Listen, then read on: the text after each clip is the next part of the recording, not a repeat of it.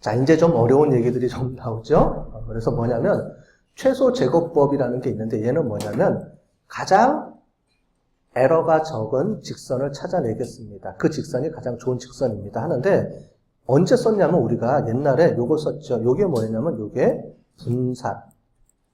여러분들 기억나시죠? 분산. 분산이 뭐였냐면, 평균으로부터 각각의 데이터들이 떨어진 거를 다 빼준 거죠.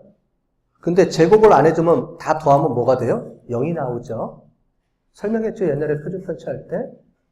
평균으로부터 왼쪽 반, 오른쪽 반이 나오죠. 그래서 왼쪽 다 더해주고 오른쪽 다 더해주면 0이 나와야 돼요. 그게 평균의 의미라고 그랬죠. 그래서 0이 안 떨어지게 하기 위해서 어떻게 돼요? 거리니까 자승을 해줬죠. 걔를 이름을 뭐라고 불렀어요? 분산이라고 불렀죠. 거기에 루트를 씌워주면 얘가 뭐예요? 표준 편차라고 불렀죠. 우리 여태까지 배운 거잖아요. 무슨 말이냐면 분산 표준 편차라는 말은 어떤 기준점으로부터 데이터가 떨어진 거리를 얘기하는 겁니다. 그러면은 아까 전에 봤던 것처럼 요 직선 있죠? 요 식이 여기서부터 떨어진 거리들이 가장 최소화된 직선을 찾아내는 거죠. 그럼 결국 뭐냐면 얘를 수학 공식에 의하면 얘랑 이쪽으로 넘겨줘요. 그러면 마이너스가 되겠죠. 이렇게 되는 겁니다. 그래서 요 식을 이용을 해서 요 식을 자승을 해서 우리가 요 가장 최소화된 직선을 찾아내겠다라고 우리가 하는 겁니다. 자, 그러면 이거죠. 여러분들이 요거 있어요. 편차, 잔차, 오차. 제가 이걸 왜 설명을 드리려면은 여러분들이 앞으로 우리 데이터 마이닝도 하고 해야 되는데 어떤 이름이 똑같은데 용어를 자꾸 다르게 쓰는 게 있어요.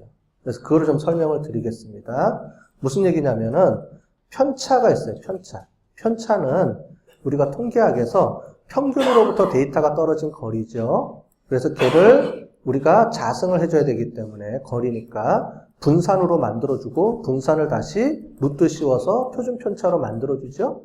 이런 개념을 썼어요. 자, 그런데 회귀 분석에서는 걔를 뭐라고 이름을 부르냐면 잔차라고 부릅니다. 편차라는 이름을 안 쓰고 잔차라고 불러요. 대신에 기준점이 뭐냐면 회귀 직선입니다. 평균이 아니고 회귀 직선으로부터 떨어진 거리예요. 아까 전에 본 것처럼 걔를 잔차. 그런데 같은 개념이에요. 기준점을 두고 기준점으로부터 얼마만큼 데이터들이 떨어져 있느냐 이걸 보고요. 나중에 데이터 마이닝에서는 뭐를 하냐면은 오차라고 부릅니다. 오차는 뭐냐면 데이터 마이닝은 실제 어떤 값을 예측하는 모델이에요. 그럴 때 실제 값이 있으면 이 실제 값으로부터 이 데이터가 나와서 예측을 하잖아요. 그러면 예측 값하고 실제 데이터 값의 차이를 우리가 보게 돼요. 걔를 우리가 정확도라고 부릅니다. 정확도. 그럼 뭐냐면 1-5류를 빼면 얘가 정확도예요. 그래서 보통 95% 이상 정확도가 올라가 있으면 좋은 모델. 이렇게 우리가 나중에 배울 겁니다. 지금 뭐냐면 지금 보는 것처럼 통계학에서는 이 편차, 즉 거리, 어떤 기준점으로부터 떨어진 분산, 거리, 편차 다 같은 말이에요. 잔차, 오차 다 같은 말이에요. 그걸 이용해서 분석하는 게 통계학입니다. 결국은. 우리가 아노바도 결국 이런 걸 했죠. 기준으로부터 떨어진 거리를 다 분석을 해서 우리가 쟀던 거예요. 회귀 분석도 마찬가지입니다. 그래서 회귀 분석은 어떻게 나오느냐면 이렇게 나옵니다. 자, 그림을 보듯이 평균으로부터 떨어진 거리가 아니고 이렇게 일종의 회귀 직선을 하나 그린 다음에 회귀 직선으로부터 떨어진 데이터들 간의 거리를 나타내 주는 거예요. 똑같은 개념이에요. 얘가 우리가 여태까지 배운 평균의 개념입니다. 근데 회귀 분석에서는 걔를 하나의 직선을 긋는 거죠. 자, 그러면 이 직선의 거리가 가장 최소화되는 직선, 이게 가장 좋은 직선입니다. 그래서 최소화된다 직선에서 최소 제곱법을 이용해서 합니다. 왜 제곱을 해줘요? 우리 아까 전에 여기서 왜 제곱을 해줘요? 거리니까 플러스 마이너스가 나오니까 제곱을 해줘야 되잖아요. 분산처럼. 그 개념입니다. 자, 그래서 이제 여러분들이 가장 싫어하는 게 나오죠? 안 배운 사람도 있을 거고요. 미분적분 안 배운 사람들도 많죠? 그래서 이게 미분적분의 개념으로 나오는 건데 이거를 왜 굳이 설명을 해드리냐라고 하면 통계학에서는 이거 설명 안 해줘도 돼요. 근데 굳이 이거를 어려운 기법을 왜 설명을 해주냐면은 여러분들이 나중에 올라와서 데이터 마이닝도 들어야 되고 그 다음에 기계학습도 들어야 되고, 더 나아가서는 딥러닝까지 가야 될 수도 있고 아닐 수도 있어요. 딥러닝까지는 조금 이제 퀘스천이에요. 왜냐면은 너무 어렵기 때문에 딥러닝 쪽은. 이제 그렇게 갈 때 우리가 인공지능을 배워야 되거든요. 인공지능 또는 AI 이런 걸 배우는데 거기 나왔던 기본 개념이 이 선형 회귀 분석을 통해서 계속 다 파생돼서 나와요. 그래서 기본적인 이 공식을 이해를 하고 있어야 됩니다. 여러분들 보고 계산하라는 게 아니고요. 제가 지금부터 말로 설명을 해드릴게요. 계산하는 거 다 빼고. 자, 말로 설명하는 게 어떤 얘기냐면은 우리가 아까 전에 회귀 직선을 그린 다음에 회귀 직선으로부터 각각의 데이터들이 떨어져 있는 거리를 최소화시켜야 줘야 된다 그랬죠? 그러면 이거예요. 요 값을 자승해서, 왜 거리니까 자승을 해줘야 되죠? 그래야지 플러스 마이너스가 다 없어지죠. 그죠? 그래서 자승을 해주는데, 그래서 제곱법이에요. 제곱해서 준 값을 가장 최소화되는 어떤 선을 만들어 찾아내자 이거예요. 이 직선이 있는데 이 직선을 이렇게 미분을 시켜줍니다. 자, 이런 거 처음 봤죠? 편미분이라는 건데 이렇게 미분을 시켜주면은 얘가 이렇게 해서 이 공식에 의해서 0이 되는 지점을 찾을 수가 있어요. 그 0이 되는 지점을 이렇게 찾아주면 그게 기울기입니다. 이 얘기예요. 자, 무슨 얘기인지를 설명을 드릴게요. 여러분들 아마 한 번도 배워본 적이 없는 사람들도 있을 거예요. 무슨 얘기냐면은 이 자승을 해주게 되면은 회귀식이 어떻게 나온다 그랬죠? 이렇게 볼록하게 나와요. 맞죠? 볼록하게 나와요. 아까 전에 배웠잖아요. 2차 함수니까 볼록하게 나온다고. 자, 그러면 이 볼록한 거의 가장 마지막 지점이 어떻게 돼요? 최소화된 지점.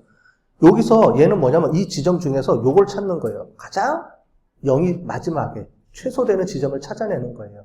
맞죠? 이게 수학 공식으로 따지면. 좀 어렵죠? 수학 공식이니까. 어쨌든 이런 직선인데 얘는 이런 직선인데 아까 전에 이 직선을 최소화되는 어떤 점을 찾는 거라고 그랬잖아요. 그죠? 논리적으로 설명해 드리는 겁니다. 식이 아니고 논리적으로 설명해 드리는 거예요. 그랬을 때 이 직선을 수학 공식에 의하면 요 점을 찾는 거예요. 근데 이 점은 뭐냐면 이 2차 함수를 1차 함수로 변환시키면은 최소 지점을 찾을 수가 있어요. 그게 미분이라는 개념입니다. 그래서 어떻게 되냐면 여기에 집선에 접선에 이렇게 기울기를 찾아내요. 요렇게. 계속 찾아 나가면 어떻게 되냐면 얘가 최소된 지점에서 보면은 얘가 이렇게 평평한 원이 나와요. 직선, 이렇게 평평한 직선인데 얘가 뭐냐면 0이라는 소리예요. 그 지점이. 이해되셨죠? 그래서 우리가 여러분들이 미분 적분 공식이 중요한 게 아니고요. 그 공식은 다른 사람 수학 공식 계산할 때 배우는 거고 미분 적분을 왜 배우느냐는 거죠.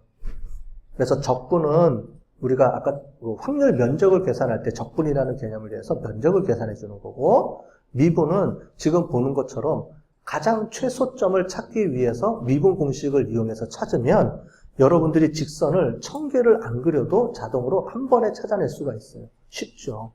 그리고 얘를 어떻게 해주냐면은 얘를 공식으로 만들어서 프로그래밍 하면은 버튼 한번 누르면은 자동으로 찾아줘요. 그게 SPSS 패키지입니다. 여러분들은 할 필요 없어요. 계산할 필요가 없어요. 미분 공식 몰라도 돼요. 그런데 이런 방식에 의해서 뭐가 만들어지냐면은 쉽게 가장 최소된, 가장 미니멀한 점을 찾아내는 방법이 있다는 거예요. 이런 게 이제 수학에서 연구를 하는 거죠. 연구한 거를 이렇게 통계학에서는 응용해서 여기다 갖다가 해놓고 이걸 이제 프로그래밍해서 이제 돌려주는 패키지를 만들고 이렇게 하는 거예요. 자, 이해되셨죠? 자, 그래서 왜냐면 여러분들이 나중에 이제 고급으로 올라가면은 이런 거를 조금 배워야 될 수도 있어요. 책을 보거나 이런 게 보면은 이런 용어들이 많이 나옵니다. 그럴 때 아, 저런 개념이구나. 미분을 왜 쓰느냐? 최소 지점을 찾기 위해서 그냥 미분을 쓴다. 요것만 이해하시면 돼요. 이 수학 공식이 중요한 게 아닙니다. 미분은 최소점을 찾기 위해서 수학 공식에 의해서 그냥 도출하는 거예요. 요것만 이해하시면 되겠죠? 자, 그렇게 해서 만들어 나가는 건데 이거예요. 여기 보시면은 그래서 기울기를 우리가 막 일일이 계산하는 게 아니고 미분하면 기울기가 딱 나와요. 쉽게 나와요. 그냥 대본에 딱 나와요. 그냥 쉽죠? 되게? 이렇게 나오는 겁니다. 자, 그런데 이거예요. 우리가 회귀 계수 베타 1을 찾아야 되는데 실제로 얘는 모르니까 우리가 100명을 조사해서 나온 거를 요 값을 찾는 거죠. 그래서 B1이라고 부릅니다. 그리고 그 값에 의해서 예측하는 모델을 추정하는 거예요. 그래서 이 추정치라 그래서 모자를 씌워놨습니다. 모자. 그래서 영어로는 햇입니다. 베타 햇. 그래서 이것도 왜 가르쳐 드리냐면은 여러분들이 나중에 공부를 더 하고 싶으면은 이런 거 보면은 베타에 모자 씌워놓은 게 많아요. 그럼 그거는 표본으로부터 구한 예측 값이구나. 얘는 실제 값인데 얘는 모릅니다. 우리는 얘는 절대 모릅니다. 우리가 얘는 표본으로부터 구한 값이고요. 이 값에 의해서 예측된 값이 요 값이에요. 요 얘기입니다. 용어가 다 있어요. 요걸 이제 알면은 나중에 이런 거를 볼 때, 이제 개념을 잡고 볼 수가 있죠. 그래서 베타냐, 비냐, 베타 햇이냐, 이런 걸 가지고 보는 겁니다. 여러분 어렵죠? 처음 듣는 얘기니까 당연히 어려운 거예요. 그러니까 계속 반복을 해서 들으셔야 돼요. 되셨죠? 어려운 게 당연한 겁니다. 처음 배우니까 당연히 어렵죠. 그러니까 이거를 익숙하게 여러 번 들어야 돼요. 여러 번. 그래서 여러분들이 올라오면 나중에 R 프로그래밍에서도 요거 그대로 갖고 합니다. 대신에 SPSS를 R로만 바꿔서 설명해줘요. 그러니까 여러분들이 지금 SPSS 분석한 거 보시겠지만 SPSS는 버튼 몇 번, 두세 번만 누르면 값이 다 나와요. 그죠? 쉽죠? 그러니까 결국 툴은 뭐냐면 툴 사용하는 건 되게 간단해요. 그게 R이든 뭐 SPSS든 나중에 파이썬이든 툴 사용하는 거는 금방 배워요. 근데 문제는 거기서 나온 결과를 해석해 주려면 이론을 알아야 되거든요. 이론이 어려운 거죠. 왜냐하면 수학 공식도 들어가 있고 하다 보니까 이론이 어려운 거예요. 그래서 그 이론은 계속 서너 번 반복해서 들어야 돼요. 수업 시간마다. 그래서 제 수업을 쫓아오면은 매번 같은 내용을 똑같이 할 겁니다. 내년에 다음 학기 때 이론 그대로 갖다 쓸 거예요. 다만 프로그램만 바꿔서 씁니다. 데이터 마이닝일 때 한 번 더 해요. 그러니까 여러분들 졸업하기 전에 서너 번을 계속 같은 걸 들어요. 그러면 이제 3, 4학년쯤 되면은 이게 이해가 되겠죠. 지금 이해가 되면 천재예요. 이 길로 나가셔야 돼. 바로 이해가 되는 사람이 있으면.